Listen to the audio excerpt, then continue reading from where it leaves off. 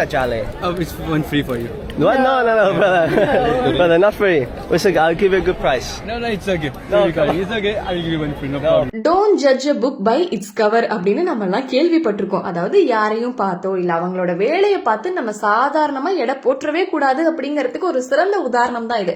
இது பாத்தீங்கன்னா India gate முன்னாடி ஒருத்தர் வந்து மேக்னெட் வித்துட்டு இருக்காரு. அவரை பாருங்களா, ஆள் எவ்வளவு டிப்டாப்பா இருக்கிறாரு. அவரு பேசுற இங்கிலீஷ்லாம் அப்பா என்னமா பேசுறாரு அப்படின்ற மாதிரி தான் இருக்கு. ஆமாங்க, மும்பை இந்தியா கேட் முன்னாடி ஒரு மேக்னெட் விற்கிறவர் இருக்காரு, மேக்னெட் வித்துட்டு இருக்காரு.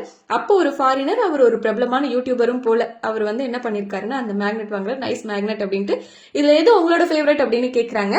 அதுக்கு வந்து எது நல்லா விற்பனை ஆகுதோ அதை கேக்குறீங்களா அப்படின்னு அவரு கேக்குறாரு. இல்ல உங்களோட ஃபேவரட் எது அப்படின்னதுமே ஆப்வியஸா கேட்வே தான் அப்படின்னு சொல்லிட்டு அந்த மேக்னெட் விற்கிறவங்களும் சொல்றாங்க. அப்புறம் எக்ஸ்பிளைன் பண்றாரு, நம்ம எங்கேயாச்சும் போனோம்னா ஞாபகத்துக்காக வாங்கி வைப்போம். இப்ப பாரிஸ் போனா ஈஃபில் டவர் மேக்னெட் வாங்கி கிச்சன்ல வச்சுக்குவோம், அந்த மாதிரி இதை நீங்க யூஸ் பண்ணிக்கலாம் அப்படின்னு எக்ஸ்பிளைன் பண்ணிட்டு இருக்காரு. சரி எவ்வளவு அப்படின்னு இவர் கேட்கும்போது, இல்ல உங்களுக்கு நான் ஃப்ரீயா தரேன் அப்படின்றாரு. பரவாயில்ல நீங்க சொல்லுங்க, நான் நல்லா பே பண்றேன் அப்படின்றாரு. இல்ல வேணாம் நீங்க வச்சுக்கோங்க அப்படின்னு கேட்டு அப்புறம் மறுபடியும் அவர் கேட்கிறாரு, உங்களுக்கு எவ்வளவு சப்ஸ்கிரைபர்ஸ் இருக்காங்க அப்படின்னு கேட்கிறாரு. அந்த யூடியூபர் சொல்றாரு, எனக்கு 200,000 சப்ஸ்கிரைபர் இருக்காங்க அப்படின்னு சொல்லி அவர் சொல்றாரு. சரி ஓகே நீங்க ஃப்ரீயாவே வச்சுக்கோங்க அப்படின்னு. இல்ல எனக்கு வேணாம், எனக்கு தான் அவ்வளவு சப்ஸ்கிரைபர் இருக்காங்கல்ல அப்படின்னு. பரவாயில்ல நீங்க அவங்க கிட்ட எல்லாம் சொல்லுங்க, மும்பைல ஒருத்தங்க இருக்காங்க, என் பேர் ரிஹான், கேட்வே முன்னாடி மேக்னெட் வித்துட்டு இருப்பாங்க, நீங்க அவங்க கிட்ட வாங்குங்க அப்படின்னு சொல்லிட்டு எவ்வளவு அழகா ட்ரிக்கா வந்துட்டு ப்ரொமோஷன் பண்றாருன்னு பாருங்களேன். அதுதான் இங்க பார்க்க வேண்டிய விஷயம். Nice magnets that you got here. Which is your personal favorite magnet? Like I will tell you, like which is like best seller. No, just which one you like the most? The Gateway. Mostly people whenever go to like a new place, they want something special. Like when you go to the Paris, you will take the Eiffel Towers, little thing like keychain or magnet. So yeah, it's like that. Okay. In Marathi, Kita Jale. Oh, it's one free for you. What? No, brother. Brother, not free. Listen, I'll give you a good price. No, it's okay. No, it's okay. I'll give you one free. No No, problem. please, brother, come on. How many subscribers you have?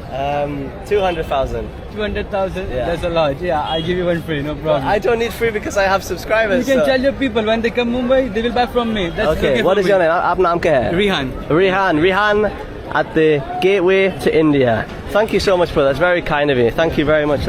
Nice to meet you, man. Thank you. Very kind of you. Thank you very much. Wow. Look at that. Nice young lad there. It's just gave us a free magnet when he's out there making a living and refusing money. So that's doesn't really get nicer than that, does it? இப்ப இருக்கிற குழந்தைகளுக்கெல்லாம் காத்து மேல காத்து கீழே, தாத்தா வராரு, இந்த மாதிரி பாடல்கள் தான் தெரியும் நம்ம நினைச்சிட்டு இருந்தா, ஆனா அவங்க எல்லாம் ஒரு படி மேல போய் எங்களுக்கெல்லாம் ஆல் ஏரியாவும் அத்துப்படி சினிமா பாட்டுனாலும் சரி, சாமி பாட்டுனாலும் சரி, எல்லாமே எங்களுக்கு தெரியும் அப்படின்னு இவ்வளவு அழகா இந்த குழந்தை பாருங்களேன் சாமி பாட்டை பாடி அசத்தி இருக்காங்க. ஆமாங்க, இந்த குழந்தைக்கு 3.5 வயது தான் ஆகுது. ஆதிநிமலன் அப்படிங்கிறது இந்த குழந்தையோட பேரு. எவ்வளவு அழகா அந்த வரிகளை பாருங்களா, அவ்வளோ அழுத்தம் திருத்தமா தெளிவா வார்த்தைகள்லாம் உச்சரிக்கிறாங்க.